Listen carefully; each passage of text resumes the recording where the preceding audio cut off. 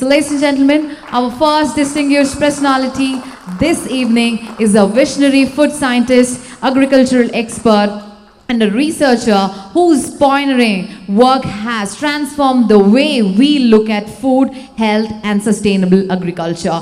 Through decades of dedication research, Dr. Khader Valli Dudekula has championed the revival of traditional Indian grains, widely known as Sri Anna or millet-based nutrition. His work has empowered farmers' communities, encouraged sustainable agricultural practices, and inspired millions of embrace healthier lifestyles through indigenous food systems. In recognition of his extraordinary contribution to food science, nutrition, and sustainability agriculture, the Bangalore Chamber of Industry and Commerce is privileged to honor Dr. Khader Valli. Can we have a huge round of applause for Padma Shri Dr. Khader Valli Dudekula, the food scientist and agricultural expert, the millet man of India, who was honored with the Padma Shri on 5th of April 2023 during the 74th Republic Day honors. It is our absolute pleasure to have you here, sir.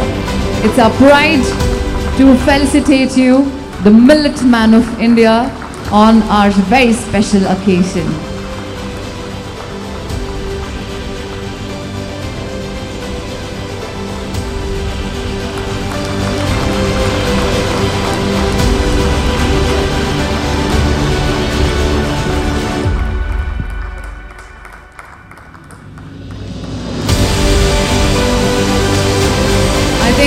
For the amount of dedication and passion he has put for the nation, we can clap continuously for a minute. Come on, everybody.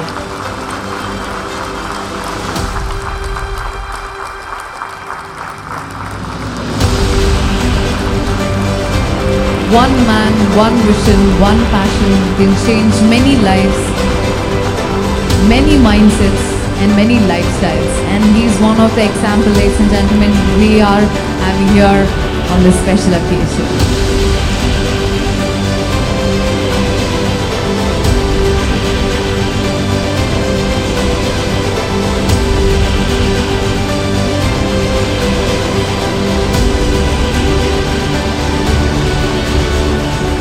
ನಮ್ಮ ಈ BCICಗೆ ಮತ್ತೊಮ್ಮೆ ನಿಮಗೆ ಸ್ವಾಗತ ಅನ್ನು ಹೇಳ್ತಾ ನಿಮ್ಮಿಂದ ಒಂದು ಎರಡು ಮಾತು ಕೇಳಬೇಕಾಗಿ ವಿನಂತಿ. So we request you to please have few words with all of us. It's our absolute pride, and can we have a huge round of applause once again, ladies and gentlemen. So welcome to you.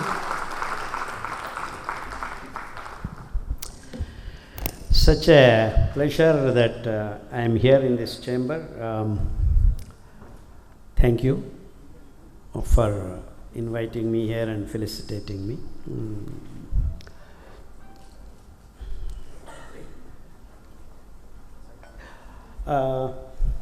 How do I start? I'll not take more time, 5 to 6 minutes. I don't want to disturb you people.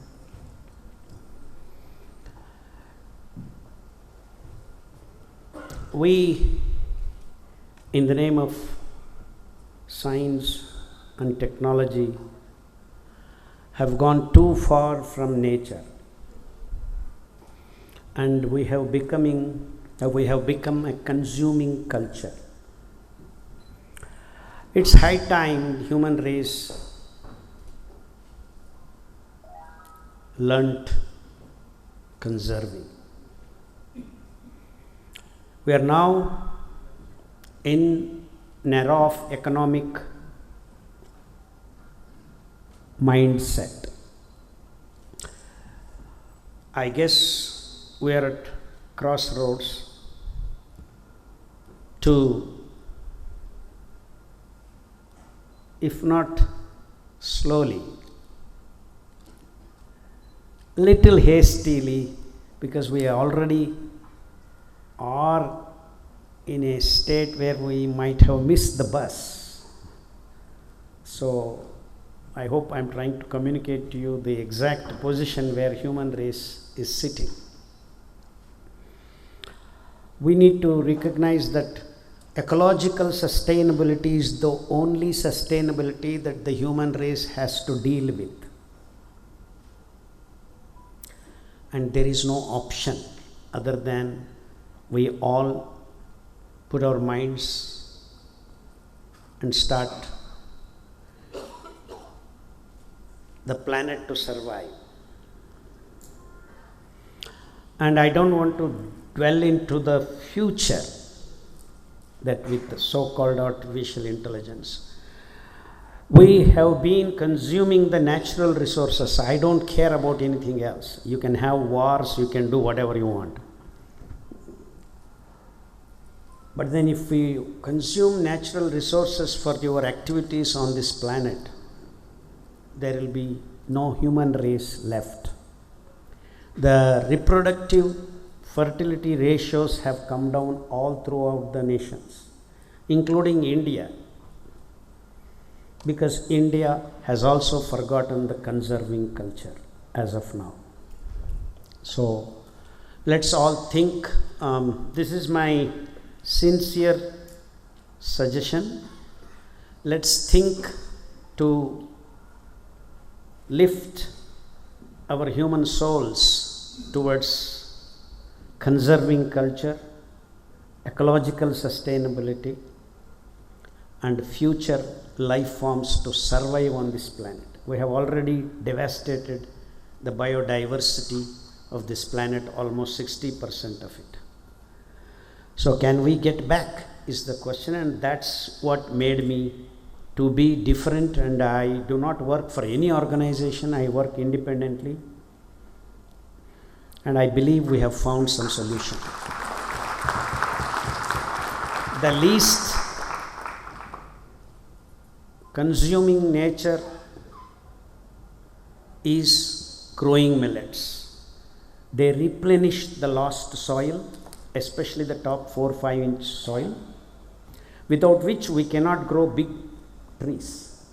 So we need to sustain the soil, the 4-5 inch, and that can be done by C4 grasses that can hold the top soil, which actually can solve many of the present day planet's problem, like floods, landmass traveling from one place to other. All these things can be stopped if only we grow millets. And we have had completely no millet on this planet till recently. Only now India is reaching up to 29 million tons. So the artificial food, 133 lakh tons, India alone grows, consuming per kg 8,000 liters of water. And so this is the damage we have caused the way we are eating. So we need to shift immediately towards millets. Millets are the grains that can reverse all the diseases on this human planet, including type 1 diabetes, which the experts claim it is impossible because we are being fed wrong food. As simple as that. I don't want to go more into details. So high time human race contemplated, shifted to conserving the natural resources and continue to exist into the future. Already Japan, sorry to mention, its fertility rate has come to almost 1 or so. So that means in a matter of another 20 years, there will be no Japanese born. South Korea, Italy, all these countries are already in that disastrous path. And India too is not very behind. We are treading the same path. So let's walk towards nature and we will be sustainable. Thank you very much.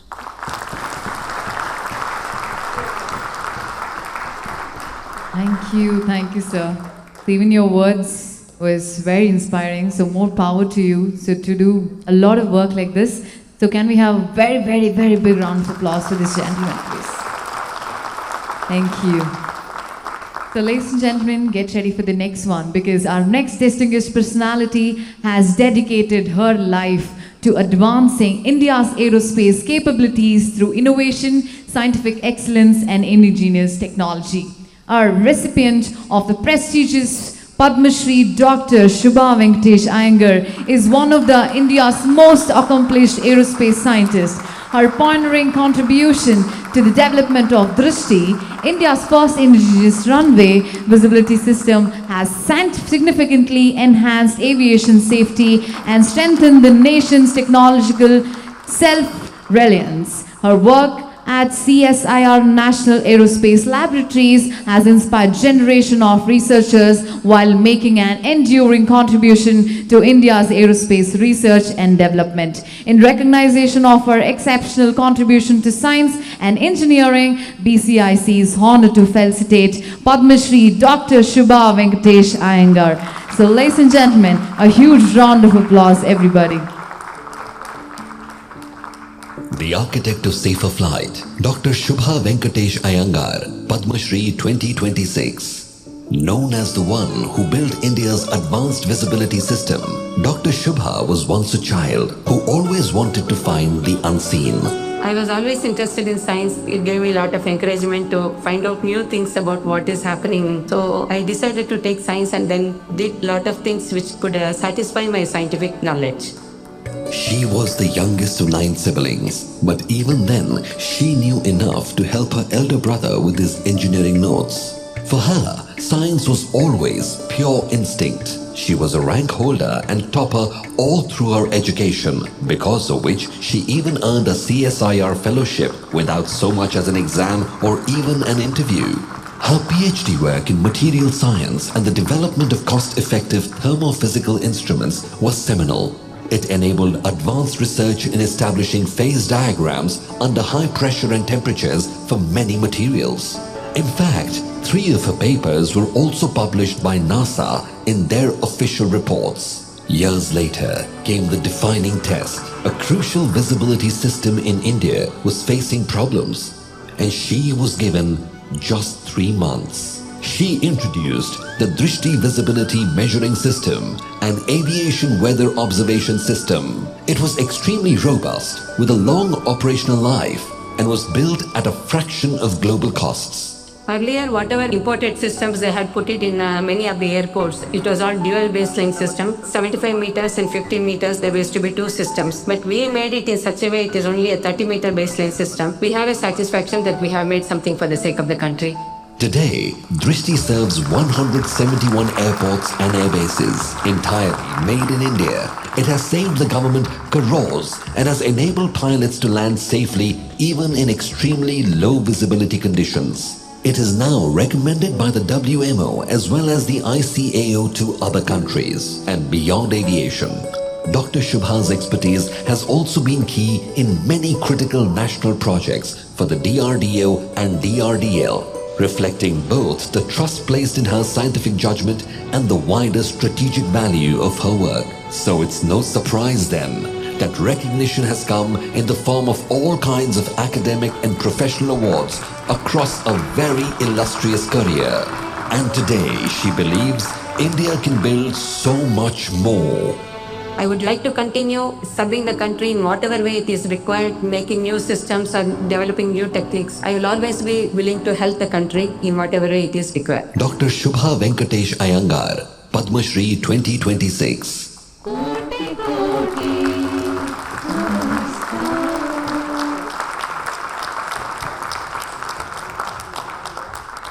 Now it's time to hear from her. So can we be honored? Ma'am, we'll be honored if you share a few words with us. Good evening to all of you, all the dignitaries on the stage and in the audience, and also all the awardees who are sitting here. It's my pleasure to thank you all for giving me this honor. It's really nice of you people to call me and give me this. BCCI, I am grateful to you for doing this for me. As you already saw in the video, it was 46 years of my research career. I joined NAL after finishing MSc, since CSIR offered me a fellowship. Way back before the concept of Make in India, which was announced in 2014, 1976-77 itself, we have made many instruments for characterization of the materials, which are very expensive, and we did not have money. everything has to be imported.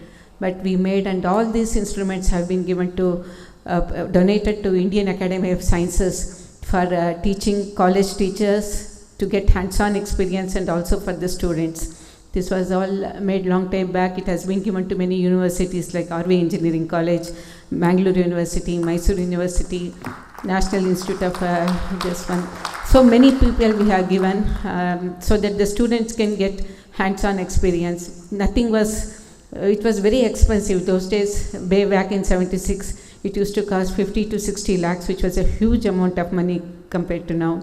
But we made it for very nominal 20 to 30,000 rupees and help the country in whatever way it is possible. Thank you. So, of course, in 2005, we were asked to help DRDO, that is a Defense Research Development Laboratory in the Hyderabad. One of my senior person had taken the, scientist has taken the thing. Unfortunately, he was having lung cancer, and it was his deathbed wish that I should continue and help him finish that project for the DRDL for Agni missile program, which was not having some issues and was not reaching the target.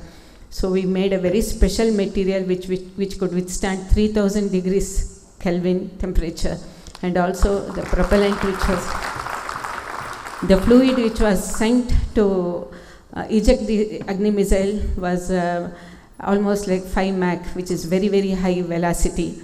So we were successful, and it is being used now successfully. And a similar thing from 2005 to 2019, many things they wanted from DRDL, which are all embargo products, and we have done it. And in 2011, there was an issue of this particular system called visibility measuring system for airport operations. There were a lot of issues because the imported system means we don't know the technology. If something happens, it's a mandatory equipment as per the International Civil Aviation Organization and World Meteorological Organization. So every airport should have this system for pilots to take off and land, and for them to know what is the visibility they can see on the runway. They were importing, and it was very expensive, and not only that, if something goes wrong, nobody knew the technology, only the people who manufactured it have to come down, and then a lot of issues were there monetarily. So there was a request for us, and for the director NAL that whether we can help, and in that way it was told that since I had a background of electronics, they asked me to go there. And then they gave me 3 months time to develop the system. It was put first in Indira Gandhi International Airport, and where only foreign aircrafts land like Airbus and Boeing. We were successful in making it, and then within 10 days, December 15th, 2011, we installed the system, and same year, December 26th, we got the International Class 1 certification, which is a mandatory thing to get the thing. Thank you. So then we made a partnership agreement with India Meteorological Department, who are maintaining these systems across all the airports. And then many systems are put now. Presently, 55 systems are working in 22 international airports. And in 2016, Tata Advanced Systems Limited had, at that time it was called Tata Power ACD. They had a very huge order from Ministry of Defense to modernization of Air Force infrastructure, which was a very thousands of crores project. They got it. At that time, I informed them in 2016 that 2015, there was a air show in Bangalore. At that time, I told them we have a system which is a mandatory thing. They said, no, in the tender we have gone with the imported system from Australia. We can't change it now. But they faced a lot of problems, and they were not given the money also, in spite of the fact that they had done everything for the Indian Air Force air bases. There were issues. So what we did was they came to us, and they were losing heavily because money was not come to them from the Ministry of Defense. So we gave them the system, 22 systems we made. It's a multi-engineering product, this system, which requires knowledge base of almost all branches of engineering, including civil, mechanical, electrical, communication, software, and the heart of the system is the physics. So it is basically, all of you might have played when you were in Of course, we also played that, we used to take a lens and focus the sunlight and then burn a paper, which used to be a game for us when we were young. And this basic principle we have used, and it has become very successful. Now, airports, Indian Air Force air bases are having 120 systems in 40 airport air bases. So, thank you. So, thank you very much. Totally 175 systems are working. Other than that, many things connected with infrared detectors and other things also we did. And even for a satellite program, we have done very crucial components which can withstand very high temperature, and supported the country in whatever way it's possible. There is a small video of around 4 to 5 minutes. If you people are interested, this was taken way back in 2018 by the then Minister of Science and Technology, Dr. Harshavardhan, who sent a team from Delhi. At that time, we were making manufacturing in our lab only, all the 101 systems, but presently it has come to 175 systems working in all the Air Force air bases, and our system aided even in Operation Sindoor and surgical strike and other things. A small satisfaction that, thank you very much for the appreciation. It's just, I feel that this country has given us everything, food, shelter and whatnot, and it is our duty to help the country in whatever way it is possible. And thank you. In any way I can help anyone regarding this without expecting any either financial or this one, I am ready to do it for the sake of the people. Thank you very much for giving me this. It was an absolute honor, because those were the days where women used to barely study because they were not able to get the opportunity to study. And we have women who got Padma Shri. So I think we are very much honored to have you, ma'am. Thank you so much for giving your time and sharing your words.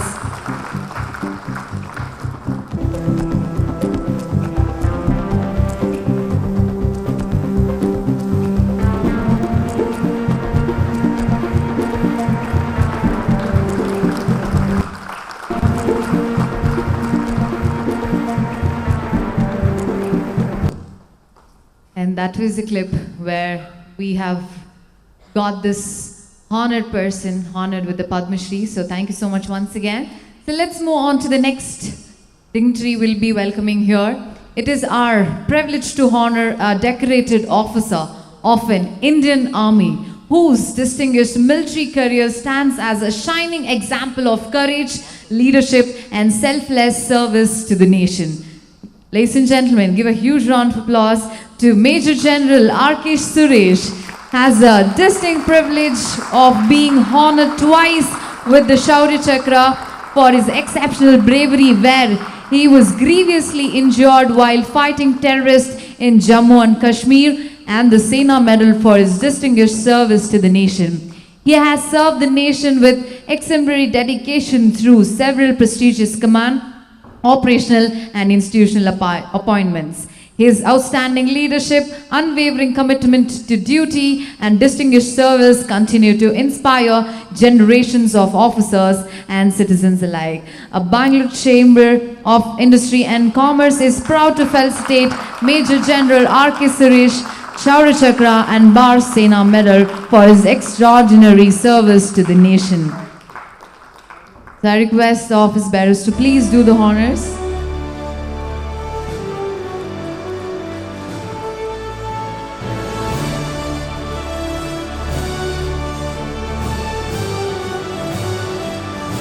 So now we have one of the person who has been guarding us. We are sleeping peacefully at our home because of these people. And we have one of them. It is an honor to have you, sir. Thank you so much for coming here to inspire us more.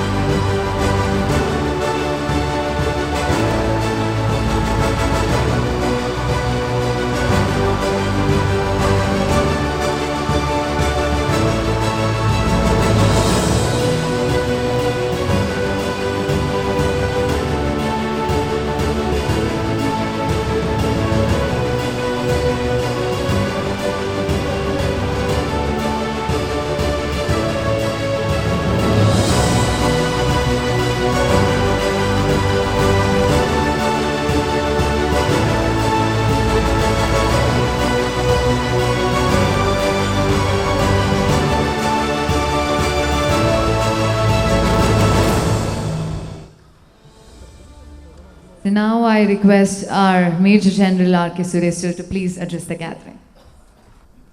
Mr. Gokhale, President, Mr. Ravi, President-elect,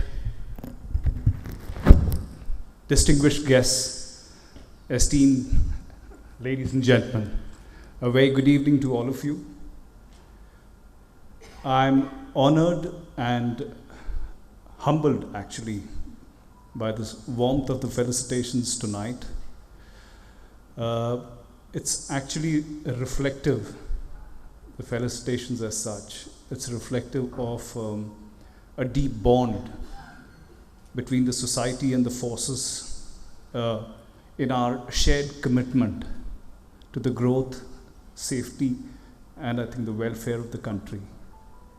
My deepest gratitude to the chambers for the award. And also that too coming from a community which actually stands for everything that is about industry, innovation, entrepreneurism. I think I'm honored.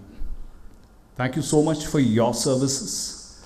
You're actually the wheels of the progress of this country. 35 years on the line, I've had an enjoyable and a very memorable time in the armed forces. Hailing myself from a family of military traditions, for me it was very natural to get into an active way of life. I did choose to join the infantry for its rigor, the challenges, and of course the attendant opportunities there too.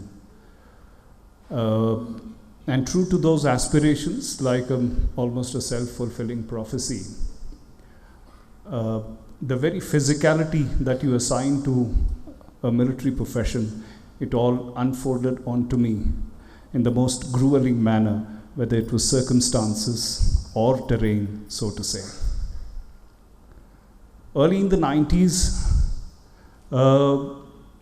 our northern mountainous frontiers was almost like the Wild West.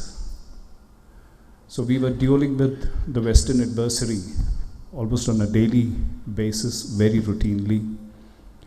The intensity guided by the provocations and of course the response by free will and the resolve of engaging parties. This was also the time when Kashmir was witnessing a mass exodus of Kashmiri Pandits on account of atrocities perpetrated by secessionist elements. So that was the time when one found oneself. I was pushed into the deep end of the pool in leadership, in command of troops. And I dare say that this particular pool certainly became that furnace of responsibility and accountability that actually molded our character and personality. I was pretty fortunate to have experienced a whole lot of combat all through life. I've been in and out of it, commanding troops, whether it was Kashmir, Punjab, the line of control, or Kargil. And the senior ranks, of course, participated in a planning process in Ops Sindoor.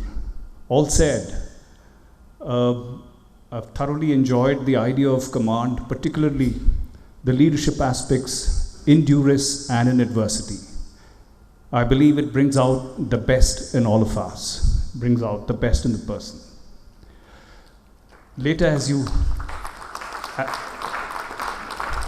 thank you. As you do rise up in service, rank, that physicality of the service transcends more towards the intellectual rigor, whether it is a professional military education, a civil education, or higher appointments, endeavoring policy or decision. I was also fortunate to have participated in the operationalization of the Prithvi and the Agni missiles early in 2002 and 2003.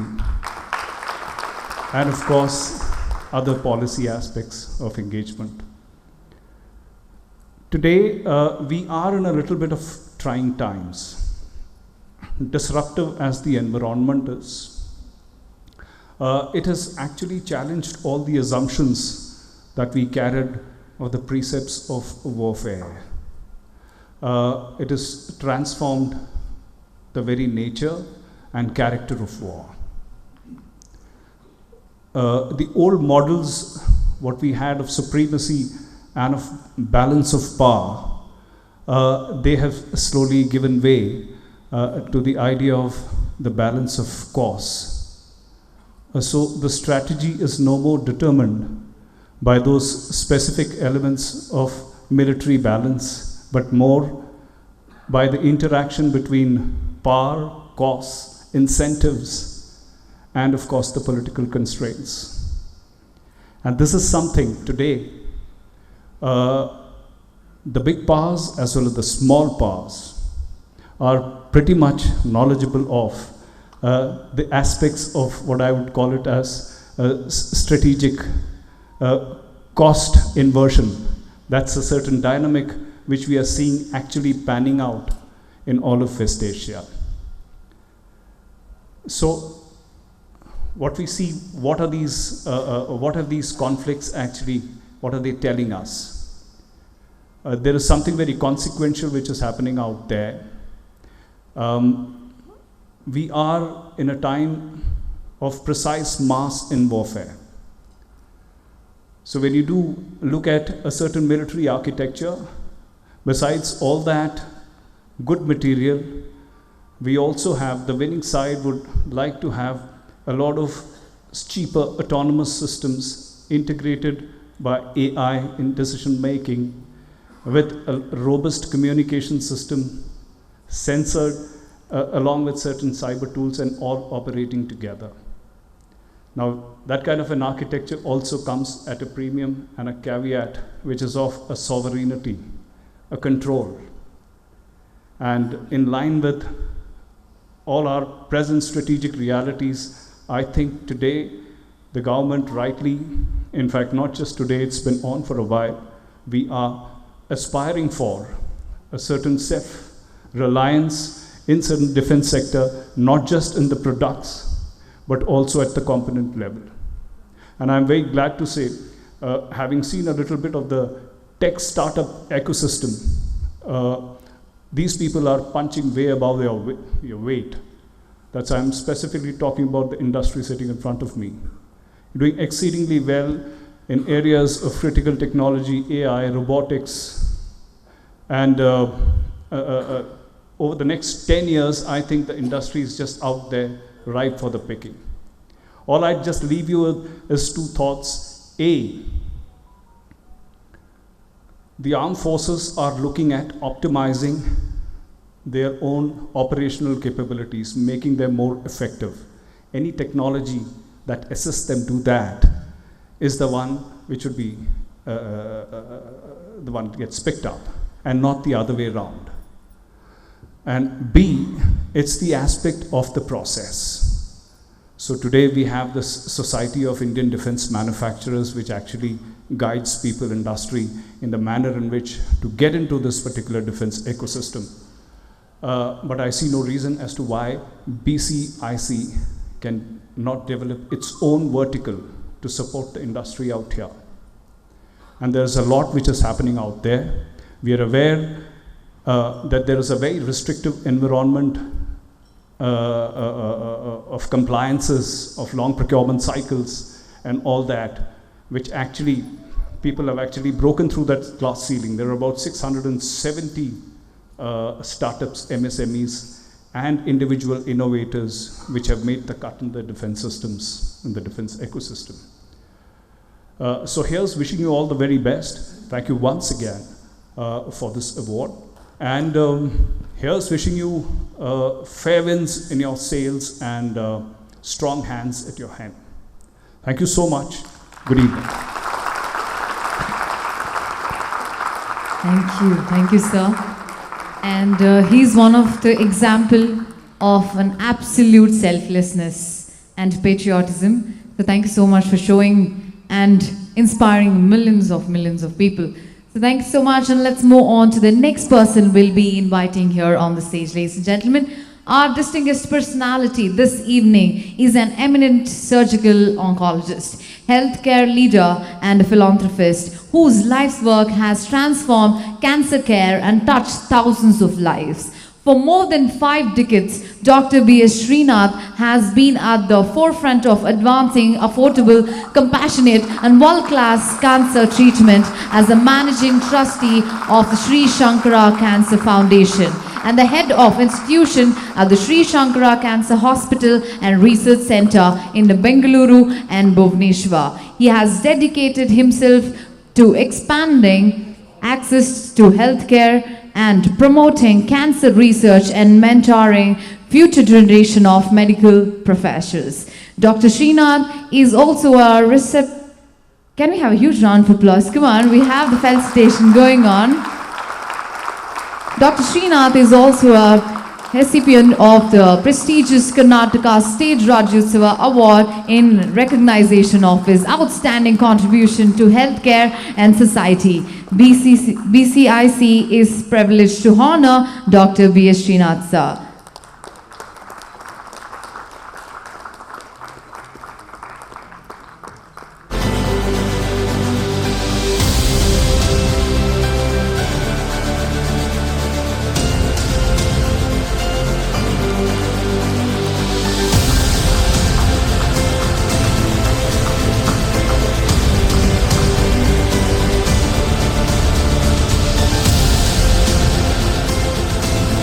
Cancer was considered to be one of the, even now, it's considered to be one of the deadliest diseases, but one of the most expensive, but he made it available for everybody.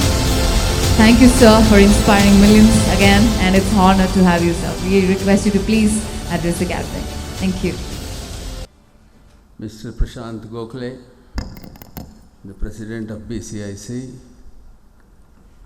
Shri Ravi, the President-elect, today's chief guest, Dr. Selva Kumar, distinguished office bearers of BCIC, invited distinguished guests, my fellow awardees, friends. I sincerely express my gratitude for this honor of inviting me here to be with you this evening. I accept this honor with great humility on behalf of more than 1,650 colleagues of mine and staff members working in the 2 cancer hospitals, both in Bangalore and Bhubaneswar.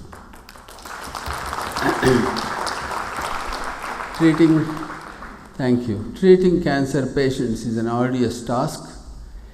It's physically challenging, emotionally draining, and it also takes long time for all the people.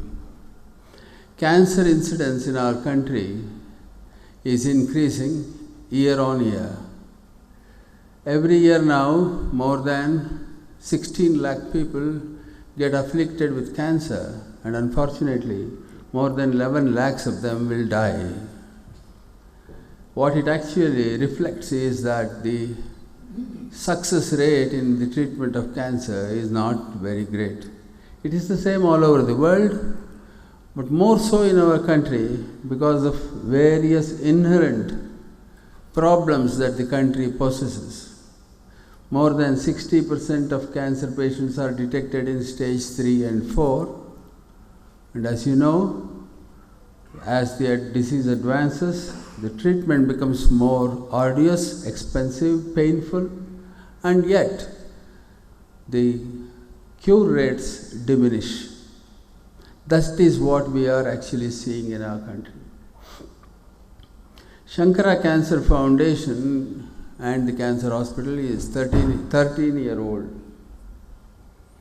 During these 13 years, we have treated more than 1,20,000 cancer patients. And thank you. More recently, 2 years ago, we started a 750-bedded cancer hospital in eastern part of India, in Bhubaneswar, in the name of Bagchi Sri Shankara Cancer Hospital.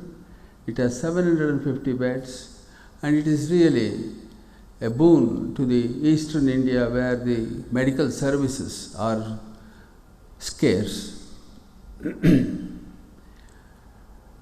In addition to all this treatment, as we see, I think the final solution does not lie in building more number of hospitals, but it lies in preventing cancer.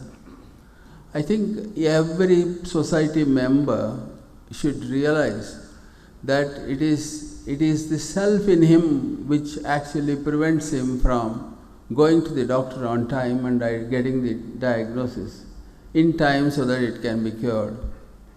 There are multiple barriers why the humans delay seeking help, although they know that cancer is dangerous. We are, in a way, as a research project, studying the barriers why women do not want to undergo pap smear examination. 23% of Indian cancers, women cancers, are cervical cancer. Why women do not want to undergo a mammography? If you open your mouth in front of a mirror every day in the morning, you can see 23% of all cancers. It's all inside the oral cavity, lip and tongue. We brush our teeth every day. But why don't we actually recognize and allow it to grow and come to the doctor only when it is in stage 3? It beats our minds. There is something that is bothering in the doctors. Why do we see these patients so late? I think there is a lot more to do in this. We are working in Chintamani Taluk. We have adopted, and Gauribidanur, a population of 6.5 lakh people, are being studied on a daily basis. Our team of 24 members go to these villages, more than 400 villages. We examine every household member for evidence of precancerous conditions. We treat them, if there are any oral cancer in an early stage, we treat them with a laser machine inside our bus, which carries the laser machine. We have done more than 400 of them. And we also we do HPV examination and track those people women who are having HPV infection. And also we examine mammography for clinically possible lumps in the breast. Now this research work is going on for the last 3 years, and we have done 2 rounds already covering all the 6.5 lakh population. I think it will be a project for the next 15 years. And at least we need to see at least 15 years to see any significant visible change in the decrease in the incidence of cancer. Now we need to build the society to be self-responsible.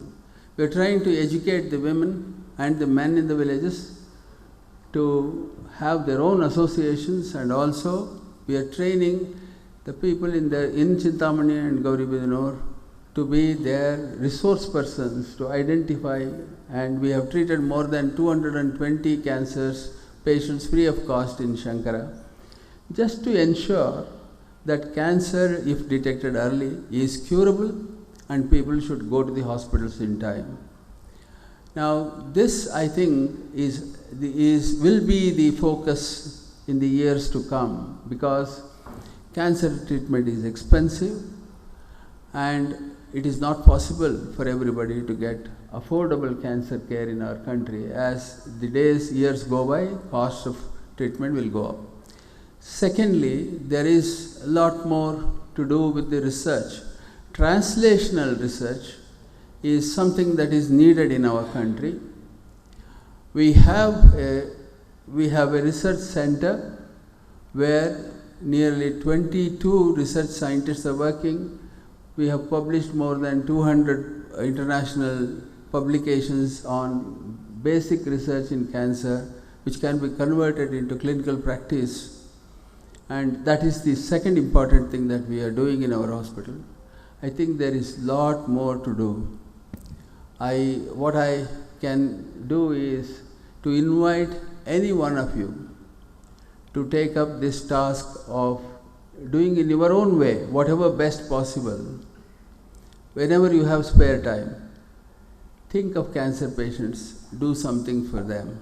I think that will make the burden on the society more tolerable, and we will have more cancer patients smiling, more families having wealth, country not losing young people who could be their wealth for the nation.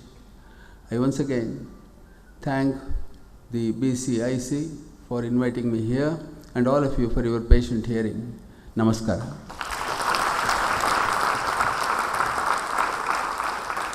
Thank you so much, sir. So as we all